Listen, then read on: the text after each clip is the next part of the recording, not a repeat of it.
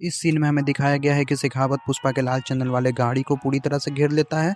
वो पूरे रास्ते को ही बैलगाड़ी से ब्लॉक कर देता है ताकि कोई ट्रक आगे जाए ही ना। बट नोटिस करने वाली बात ये होती है कि केशव इस सीन में बहुत ज़्यादा घबरा जाता है, जैसे कि वो जिस ट्रक में बैठा हुआ हो उसमें असली लाल चंदन हो, जो कि होता नहीं है। बट केशव के रिएक्शन से हम इसका अंदाज़ा लगा सकते हैं कि उसे इस बात का पता ही नहीं था कि वो जिस ट्रक में बैठा हुआ है उसमें असली लाल चंदन है ही नहीं, उसमें सैंड्रा है जो कि सिर्फ दिखती लाल चंदन की तरह है बट होती नहीं। पुष्पा ने असली लाल चंदन को किसी और रास्ते से किसी और तरीके से भेजा है। सो इस डिटेलिंग से हमें इस बात का पता चलता है कि पुष्पा मूवी में पुष्पा को कितना ज़्यादा क्लेवर दिखाया गया है। मतलब केशव उसका एकदम खास आदमी हम सभी को पता है, बट पुष्पा ने उसे भी ये नहीं बताया कि असल में उसका असली प्लान क्या है, वो लाल चंदन को किस रास्ते से किस तरीके से भेज रहा है। इसीलिए केशव इस सीन में बहुत ज़्यादा घबरा जाता है क्योंकि उसे इस बात का पता होता ही नहीं है कि वो जिस लाल चंदन को शेखावत से बचाने की कोशिश कर रहा है वो लाल चंदन है ही नहीं, वो सैंड्रा है। नेक्स्ट इस सीन में ये बंदा जैसे ही इस बंदे को पुष्पा का नाम बताता है उसका रिएक्शन कुछ इस तरह का होता है। मतलब उसके रिएक्शन से हम इसका अंदाज़ा लगा सकते हैं कि उसके लिए पुष्पा का यहाँ होना बिल्कुल अनएक्सपेक्टेड था।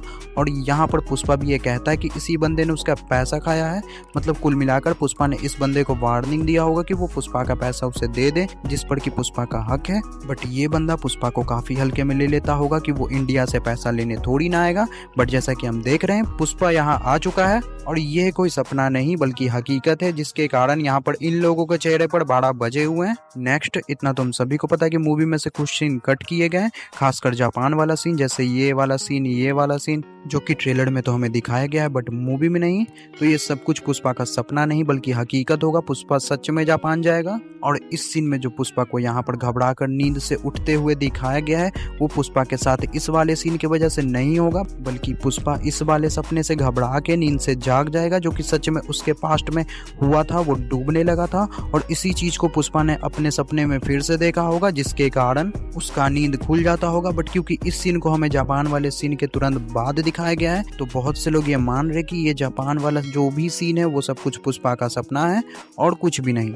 नेक्स्ट इस सीन में पुष्पा को बचपन से ऐसा दिखाया गया है कि वो अपनी और अपनी माँ की इज्जत के लिए कुछ भी कर सकता है। जहाँ पर कि कुछ बच्चे उसे बोलते हैं कि अगर वो तालाब से बॉल निकाल कर ले आएगा तो वो लोग ये मान लेंगे कि वेंकट रमन ही उसका बाप है। जिसके बाद पुष्पा तालाब में बॉल लाने चला भी जाता है जबकि उसे तैरना भी नहीं आता था। बट क्योंकि अगर वो बॉल ले आता तो फिर ये लोग मान लेते कि वेंकट रमन ही उसका बाप है, इसीलिए वो अपनी जिंदगी के साथ खेल जाता है। जो कि हमें यह बताता है कि पुष्पा अपने बचपन से ही अपने फादर का सरनेम के लिए कितना तरसता आया है। मतलब उसके पास सब कुछ था, वो भले इंटरनेशनल खिलाड़ी बन चुका था बट फिर भी उसे जो बात तकलीफ देती थी वो ये था कि उसके पास उसके खानदान का नाम नहीं है, जिसके कारण पुष्पा को इस सीन में रोते हुए भी दिखाया गया है। बट मूवी की एंडिंग आते आते पुष्पा को वो भी मिल जाता है जिसके लिए वो जिंदगी भर तरसते आया था, उसके फादर का सरनेम, उसका पूरा परिवार, जो कि मिलते के साथ ही अब शायद बिछड़ भी चुका है, क्या ही कहा जाए। नेक्स्ट इस सीन में श्रीनू बोलता है ये जितनी बवाल पहली एंट्री पर नहीं करता है उससे ज़्यादा दूसरी पर करता है। तो यहाँ पर श्रीनू दो चीज़ की बात कर रहा है, एक तो पुष्पा 2 की जो कि अपने पहले पार्ट से ज़्यादा दूसरे पार्ट के समय बवाल मचा रही है, दूसरी वो बात कर रहा है इस सीन की जिसमें कि पुष्पा श्रीनू को लाल चंदन का रेट बढ़ाने के लिए बोलने आता है, जहाँ पर कि वो पहले तो श्रीनू को सिर्फ रेट बढ़ाने के लिए बोलकर चुपचाप चला जाता है। बट जब वो दूसरी बार वापस आता है तो आपको पता ही है क्या होता है। नेक्स्ट इस सीन में हमें पुष्पा और भंवर सिंह से ज्यादा उनके साथी के इंटेलिजेंस को दिखाया गया है, जहां पर कि एक तरफ हमें केशव को ऐसा दिखाया गया है कि वो पहले भंवर सिंह की बात को समझ रहा है फिर वो पुष्पा को समझा रहा है। दूसरी तरफ हमें नत्थूलाल को दिखाया गया है जो कि पुष्पा की सारी बातें को समझ रहा है, भले ही भंवर सिंह उसे ना समझ रहा हो, जैसे कि पुष्पा का ये वाला इशारा जिसे नत्थूलाल तो समझ जाता है कि पुष्पा कहना क्या चाहता है, बट भंवर सिंह बात को टाल देता है, घुमा देता है। मतलब कुल मिलाकर ये वाला सीन शायद इसीलिए मूवी में डाला गया था ताकि हमें यह बताया जा सके कि इन दोनों के जो साथी है वो दोनों भी इनके साथ रहते रहते अब काफी ज्यादा स्मार्ट और होशियार हो चुके हैं। नेक्स्ट मूवी में बहुत बार पुष्पा के सामने अपनी बेइज्जती कराने के बाद फाइनली शेखावत पुष्पा को समझने लगता है। इसीलिए इस सीन में जब सभी पुलिस वाले ये मान लेते हैं कि यहाँ पर एक भी लाल चंदन नहीं है, उन्हें कोई गलत खबर मिली होगी, भंवर सिंह को यह बात हजम नहीं होता है, जिसके बाद वो सोचता है जो कि यहाँ पर किसी ने नहीं सोचा होगा, यहाँ तक कि आपने और मैंने भी, भंवर सिंह सीधा पानी में छलांग लगा देता है और वहां पर लाल चंदन को ढूंढने लगता है, जहां पर कि सच में हमें लाल चंदन देखने को मिल जाता है जो कि पुष्पा का एक ग्रेट आइडिया होता है। बट फिर भी लगभग शेखावत पुष्पा के उस ग्रेट आइडिया पर पानी फेरने ही वाला होता है कि बीच में श्रीलंका का बॉर्डर आ जाता है। नेक्स्ट इस सीन में श्रीनू की पत्नी शेखावत को यह बताती है कि पुष्पा कैसे कैसे लाल चंदन की लकड़ी को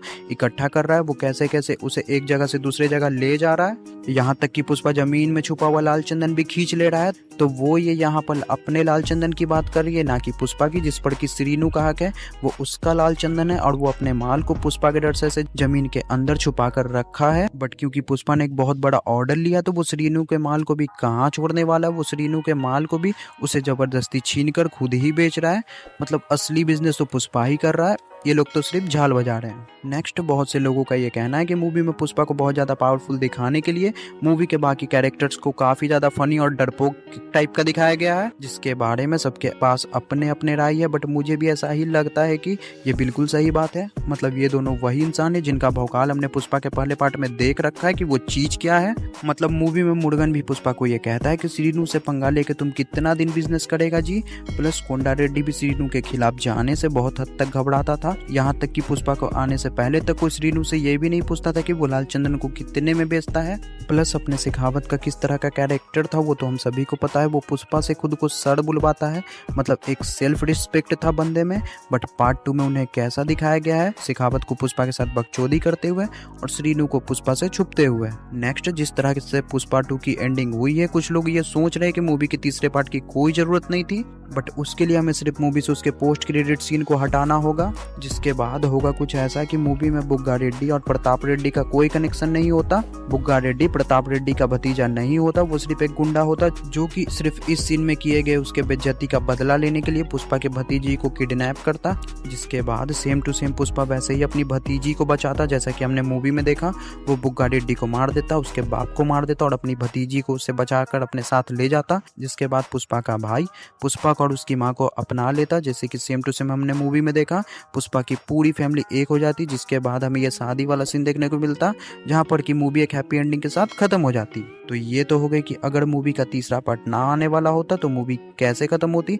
अब हम बात कर लेते हैं कि मूवी की तीसरे पार्ट की क्या जरूरत है। तो पूरे मूवी के अंदर हमने पुष्पा को रूल करते हुए देखा है। अगर आपने मूवी देखी है तो आपने भी ये नोटिस किया होगा कि मूवी में पुष्पा के सामने बाकी सभी कैरेक्टर्स को काफी वीक दिखाया गया है, फनी दिखाया गया है। और अगर सच में मूवी ऐसे ही खत्म हो जाती तो बहुत से लोग इन्हीं सब सवालों के जवाब के लिए मूवी के मेकर्स ने हमें तीसरे पार्ट का बंदोबस्त करके दिया है, जिसमें कि हमें एक ऐसा विलन देखने को मिलेगा जो कि पुष्पा को सिर्फ टक्कर ही नहीं देगा बल्कि वो उससे उसका सब कुछ छीन लेगा। जिसका एग्जांपल तो हमें पुष्पा 2 के पोस्ट क्रेडिट सीन में देखने को मिल ही चुका है कि पुष्पा को एक बहुत बड़ा झटका मिलने वाला है।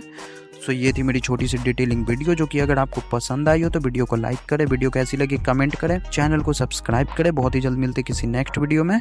बाय।